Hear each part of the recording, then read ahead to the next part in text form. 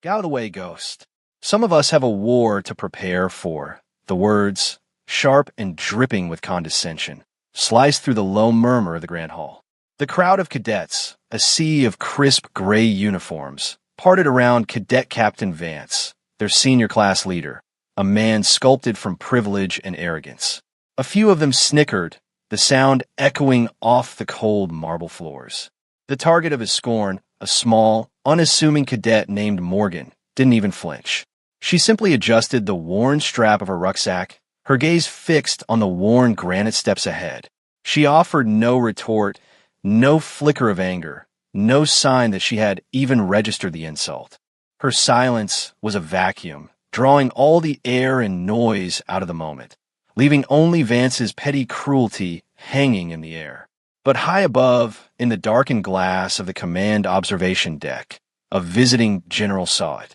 He saw the almost imperceptible shift in her stance, the way her center of gravity lowered, the subtle bracing of her core muscles as Vance and his entourage swaggered past. It was the posture of someone who had been hit before, not in a scuffle, but by the concussive force of an explosion. It was a detail so minute, so profound, that it was a language all its own. If you believe respect is earned in silence, not shouted from a pedestal, and that true strength is proven, not proclaimed, type earned below. The West Point Military Academy was a fortress of legacy, its stone walls saturated with the ghosts of generals and presidents. Every hallway was a testament to glory, every portrait a sermon on duty and honor. The stairs of legacy, a massive, sweeping flight of granite that connected the mess hall to the academic wing, were particularly sacred. Each step was rumored to be carved from the bedrock of a famous American battlefield. To run up them was a rite of passage. To stumble on them was considered a bad omen. It was here that Cadet Captain Vance, a man whose family name was etched into the Academy's donor plaques, chose to make his point. He saw Cadet Morgan as an affront to his world. She was a scholarship student, quiet, bookish, and physically unremarkable. She never spoke out of turn, never boasted of her training scores, which were consistently average. She was in his eyes a ghost, a placeholder, someone taking up a spot that a more deserving, more aggressive, more male candidate should have. His insecurity manifested as a constant, low-grade torment directed at her. He saw her meticulous care of her standard issue rifle not as discipline, but as weakness. He saw her quiet hours in the strategy library not as studiousness, but as an avoidance of the rigorous physical demands he excelled at. He was the lion of the senior class, and she was the mouse that had somehow slipped through the cracks. The shove was not a dramatic, cinematic push. It was a casual, contemptuous act, an assertion of physical dominance meant to be as humiliating as it was unexpected. As Morgan placed her foot on the third step, Vance deliberately clipped her heel with his boot while shouldering past her. "Oops," he muttered, the sarcasm thick enough to be a physical force. The impact was minimal, but on the unforgiving granite, it was enough. Her ankle twisted, her balance broke, and for a heart-stopping second, she was airborne. The fall was a cacophony of ugly sounds. The scrape of tough canvas against stone, the sickening thud of her body hitting the steps, the loud, hollow clatter of her helmet bouncing down several stairs before coming to rest. Her rucksack flew open, spilling its contents.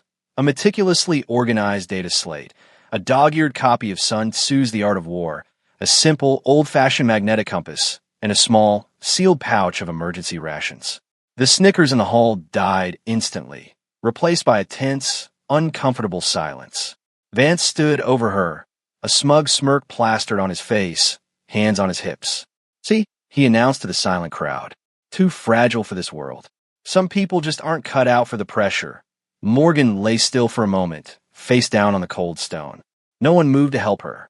They were all caught in the orbit of Vance's authority, too intimidated to defy him, too conditioned to question the pecking order. Then, with a slow, deliberate motion that was devoid of all drama, she began to move. She didn't cry out. She didn't curse.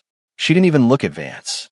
She simply pushed herself up to her hands and knees, her movements measured and efficient, as if she were performing a drill. One by one, She collected her scattered belongings. Her fingers were steady as she picked up the data slate, checking the screen for cracks. She carefully placed the book back in her pack, followed by the compass and the rations. She retrieved her helmet, inspecting the shell for damage before securing it to her pack. Finally, she rose to her feet. She had a new scrape on her cheek, and she favored her right leg with a barely perceptible limp, but her expression was unchanged. It was a mask of placid neutrality. She shouldered her pack, looked up the remaining flight of stairs, and began to climb, her pace even and unbroken. Her silence was louder than any shout, more damning than any accusation.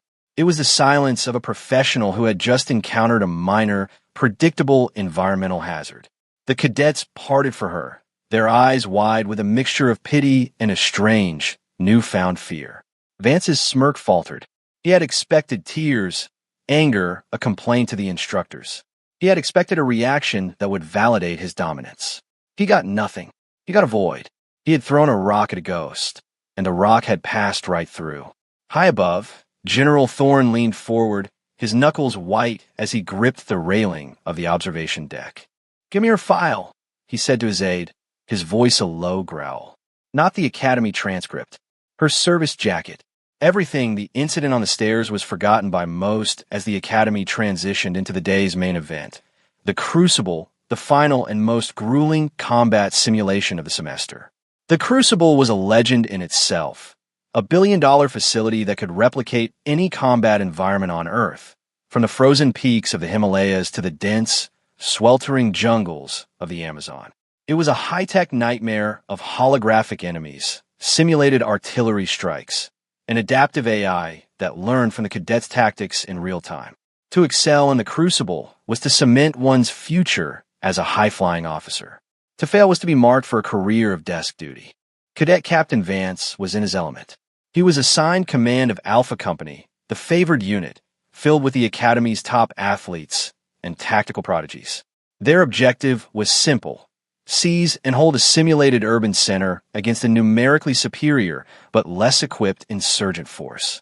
It was a classic power-on-power scenario, designed to test command and control under pressure. Vance's voice boomed through the briefing room, full of confidence and bravado. "We hit them hard, we hit them fast. We break them before they even know what's happening. Standard shock and awe people. Let's show the generals what real warriors look like." His cadets roared their approval. Across the room, the cadets assigned to Bravo Company, the designated insurgent force, looked grim. They were the underdogs, a collection of cadets with average scores and mismatched skills. Their equipment was deliberately handicapped. Their comms were prone to jamming, and their simulated weapons were less accurate. Their role was to lose, but to make it costly for the victors. And in the back row of Bravo Company, sitting quietly and studying a holographic map on her data slate, was Cadet Morgan. An instructor, doing the final roll call, had noticed her limp. "Cadet, are you medically fit for this exercise?" he'd asked, his tone impatient. "Yes, sir," she had replied, her voice flat and even. No explanation, no complaint. The instructor had shrugged and moved on. As the simulation began, the world dissolved into chaos. Vance's Alpha Company descended on the holographic city like a storm. Simulated armored vehicles roared through the streets.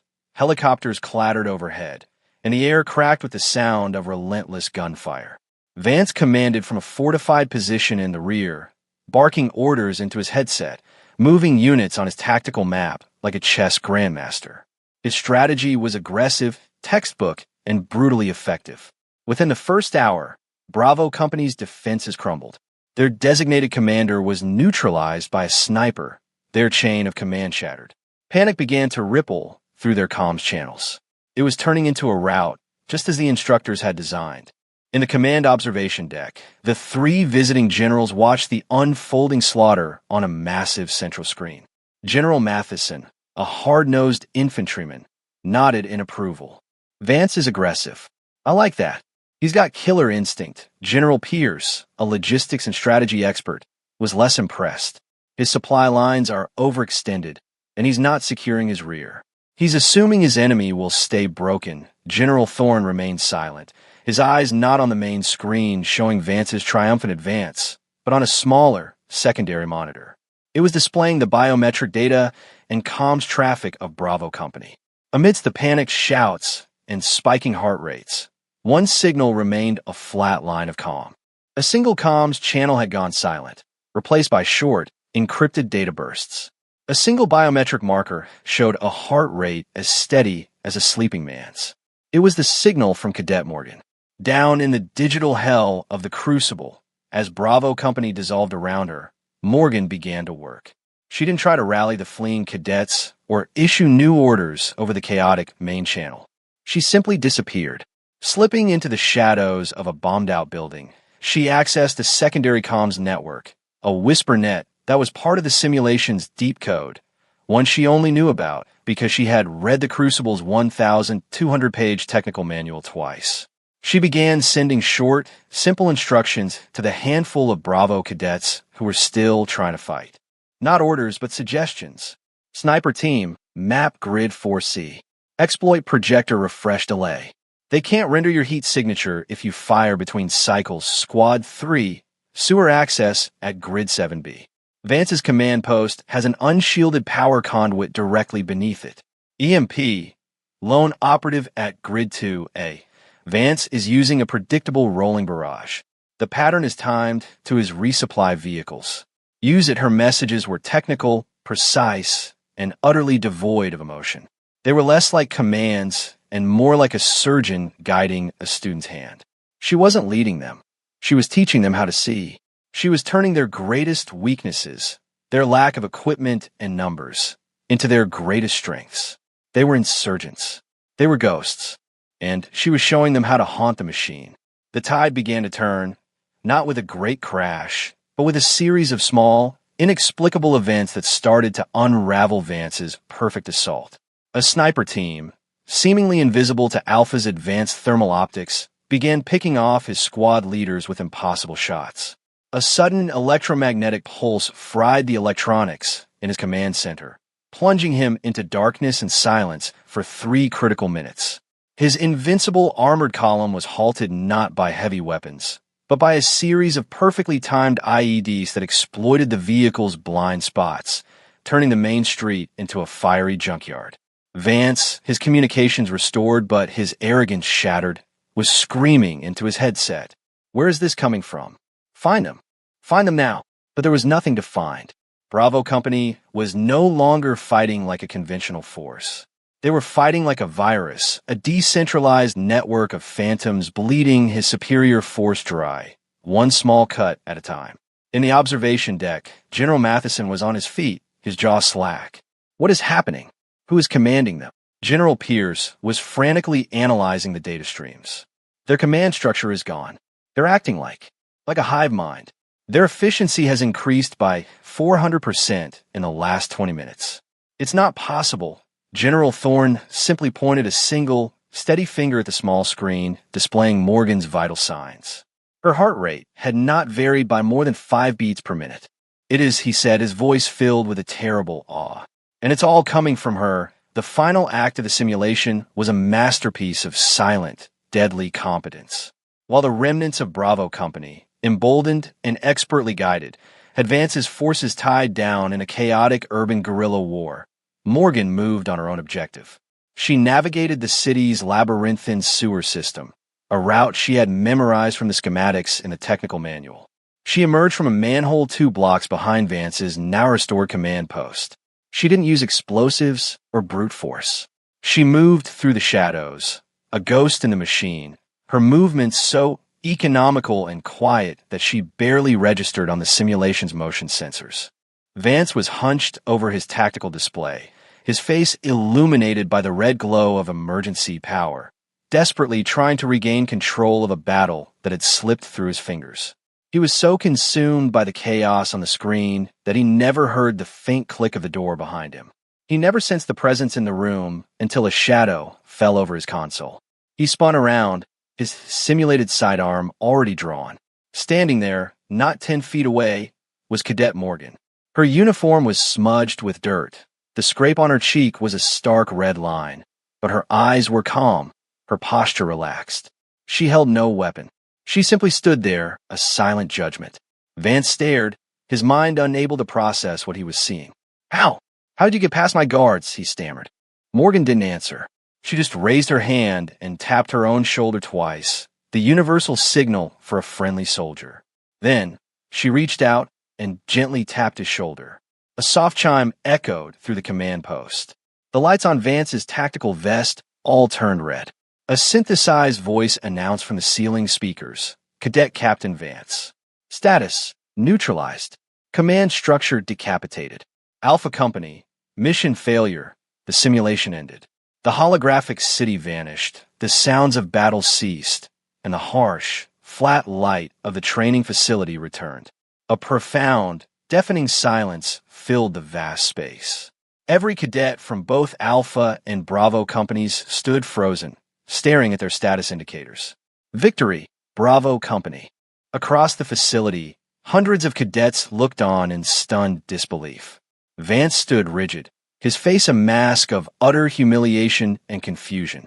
He had been defeated, not by an army, not by a brilliant, loud commander, but by the quiet girl he had shoved down the stairs 3 hours earlier. In the observation deck, the silence was just as absolute. The instructors stared at the final results, their mouths agape. They had run this simulation dozens of times.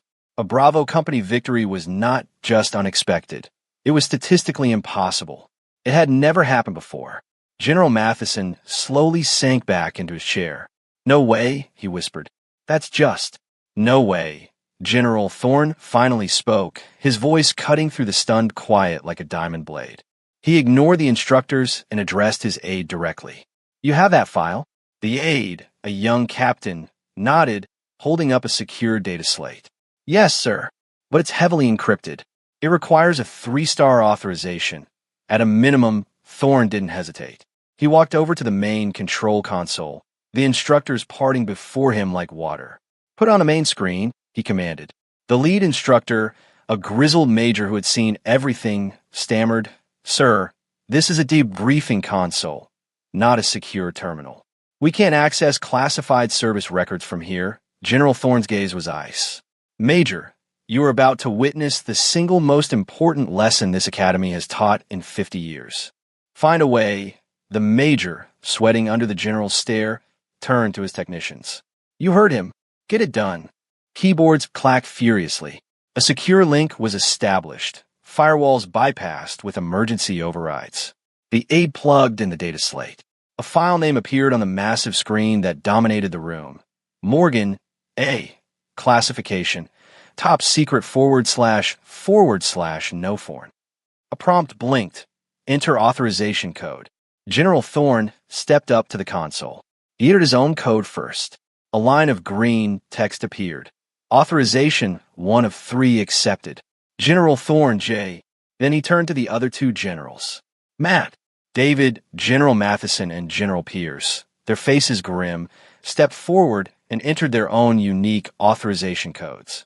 Authorization 2 of 3 accepted. General Matheson, M. Authorization 3 of 3 accepted.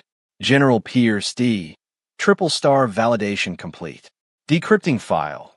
The screen went black for a moment, then flooded with information that made every instructor in the room take an involuntary step back. This was no cadet file. This was a dossier, a legend written in the cold, hard language of black operations. The first line was a gut punch. Unit, Strategic Operations Group 7, Project Chimera. A unit so secret that most of the people in the room hadn't even known it existed. It was a Tier 1 ghost unit, tasked with missions that were officially denied by the government. The screen scrolled, revealing a list of commendations that read like a fantasy novel of modern warfare. Awards: the Distinguished Service Cross, the Silver Star with 4 oak leaf clusters, the Bronze Star for Valor, the Purple Heart with 2 oak leaf clusters, the coveted Intelligence Star. Each one was a story of impossible bravery, of walking through fire and coming out the other side. Then came her combat history, most of it redacted with thick black lines, but the visible fragments were terrifying. Operational theaters, classified. Eastern Europe, classified. Horn of Africa, classified. Specialty skills, asymmetrical warfare doctrine, master level. infiltration and exfiltration, lead instructor, psychological operations, advanced cyber warfare, multilingual, fluent in 5 languages, proficient in 2 more. Her combat hours were higher than most of the instructors in the room combined. Finally, the last line of the file revealed the true purpose of her presence at the academy, and it sent a wave of cold dread through every instructor present. Current assignment: deep cover audit and assessment of West Point training and command doctrine. Rank Major. Codename Ghost. Vance, who had been brought into the observation deck to account for his catastrophic failure, stood frozen, his face drained of all color. The girl he had mocked, the fragile ghost he had pushed down the stairs, was not a cadet. She was a combat-decorated major, a war hero, a legend from the shadows, sent to judge them all. The puzzle pieces crashed together in his mind with the force of a physical blow. Her silence, her focus, her unassuming nature. It wasn't weakness. It was the perfect camouflage. Her average scores were a deliberate act of blending in. Her impossible strategy in the crucible wasn't a fluke. It was a Tuesday afternoon for a master of asymmetrical warfare. The silence in the room was broken by General Thorne's voice, now quiet and filled with a profound reverence. Project Chimera was a program started 25 years ago, he explained, his voice echoing in the stunned room. We took the best, the absolute brightest, and trained them not just to fight wars, but to understand them, to dissect them. They're our ghosts, our living weapons. Major Morgan's father was the first commander of that unit. I served with him. He was a legend. I should have known the moment I saw her on those stairs. The way she took the fall. It was the exact same weight distribution, the same center of balance he taught all his operatives. It's a legacy of competence, passed down through blood and discipline. He turned, his eyes burning with a cold fire, and stared directly at the senior instructor. And this institution, in its arrogance, allowed one of its finest living soldiers to be assaulted and humiliated by a boy playing soldier. The weight of his words settled on the room like a shroud. The academy hadn't just failed a cadet. It had failed its own highest ideals. It had mistaken professionalism for meekness and arrogance for strength. The 3 generals turned and walked out of the observation deck without another word. Their footsteps echoed with an air of finality. A moment later, the academy's klaxons began to blare, a sound reserved only for the most severe emergencies. A calm, authoritative voice echoed from the campus-wide announcement system. Attention, all personnel. By order of the Joint Chiefs of Staff, this facility is now under a complete and total lockdown. All external communications are severed. All gates are sealed. Remain in your current locations and await instructions. This is not a drill. The base, a symbol of American military might, was instantly transformed into a prison.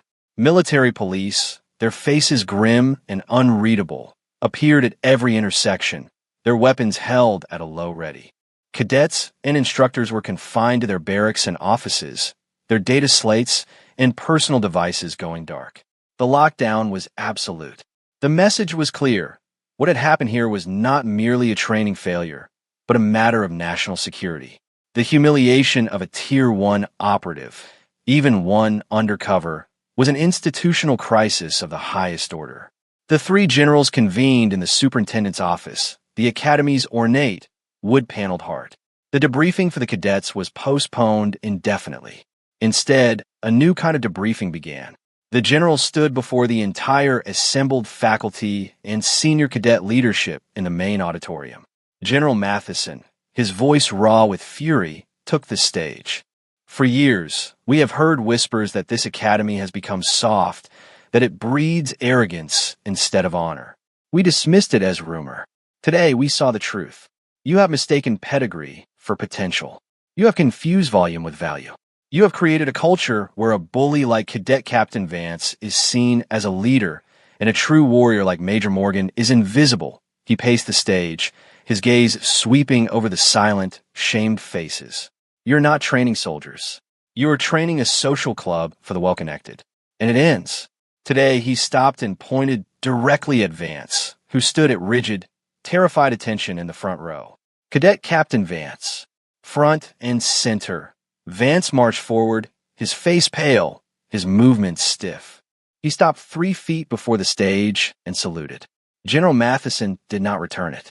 "You are a disgrace to that uniform," the general said, his voice low and dangerous. "You lay hands on a superior officer. You fostered a culture of disrespect. You failed in your duty of leadership. And worst of all, you are a fool.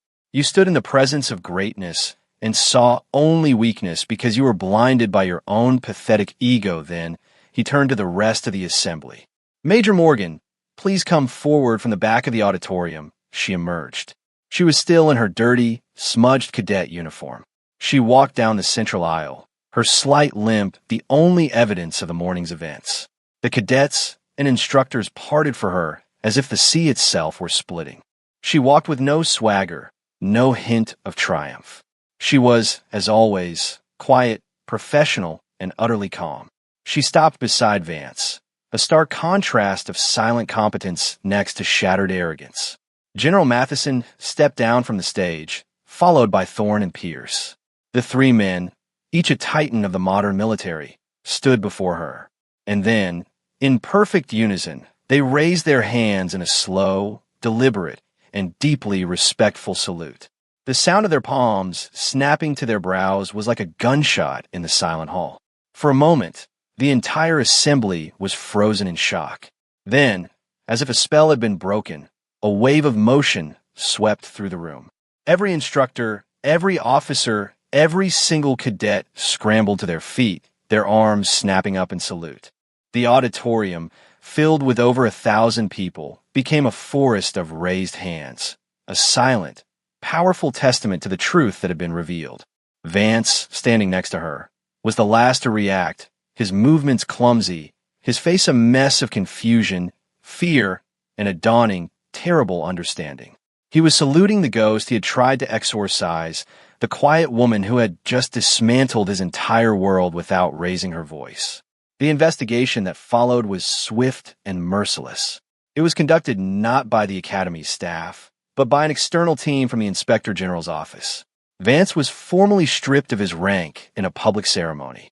His cadet insignia was ripped from his uniform, leaving him in the plain, unadorned gray of a first-year plebe. He and a half-dozen cadets who had actively participated in his culture of bullying were not expelled. That, the generals decided, would be too easy. Instead, they were recycled. They would start over from day one, forced to earn back every shred of respect under a new, unforgiving doctrine. The story of what happened spread through the lockdown academy, not like wildfire, but like a ghost story whispered in darkened barracks. They called it the Ghost Gambit or Morgan's Crucible. The details became mythologized. Some said she had disabled the entire Alpha Company with her bare hands. Others swore she had hacked the simulation's core programming with her data slate while falling down the stairs. The truth was more impressive, but the legends served their purpose. The name Morgan became a code word for quiet competence, a cautionary tale against assumption. The step on the stairs of legacy where she had fallen was now left untouched. Cadets would walk around it, a small, unspoken tribute. Some even began to touch the stone wall beside it for good luck before a major exam. Christening it the auditor's step, Major Morgan, true to her nature, took no part in the upheaval.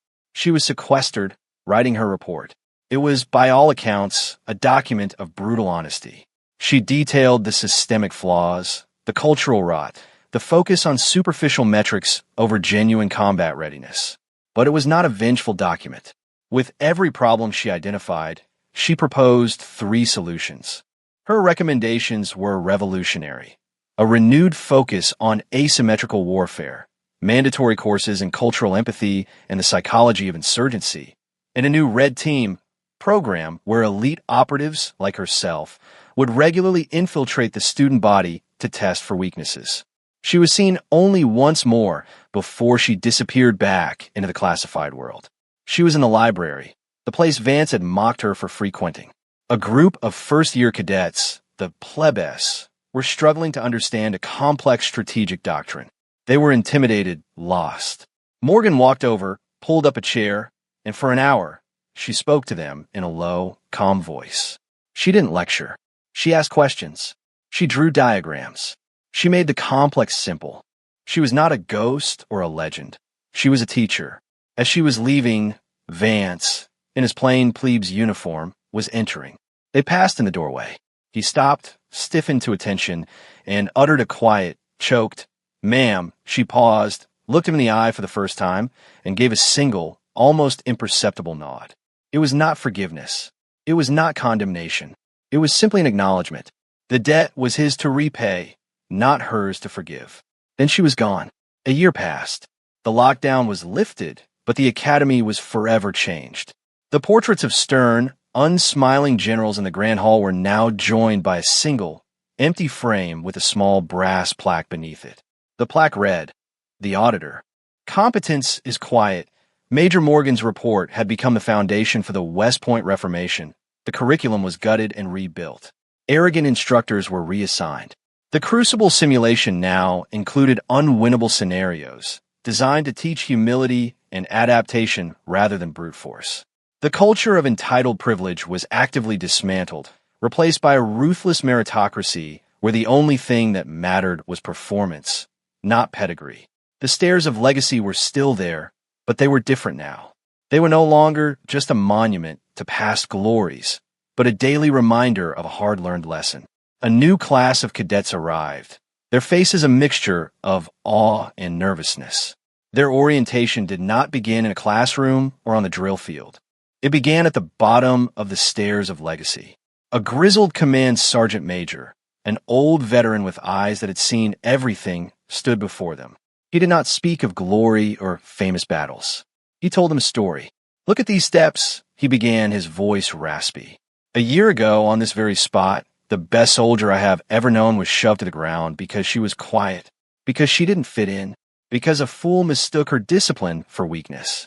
That soldier, disguised as one of you, then proceeded to single-handedly defeat our best-equipped, best-trained unit in a full-scale simulation. She broke our army to save our army."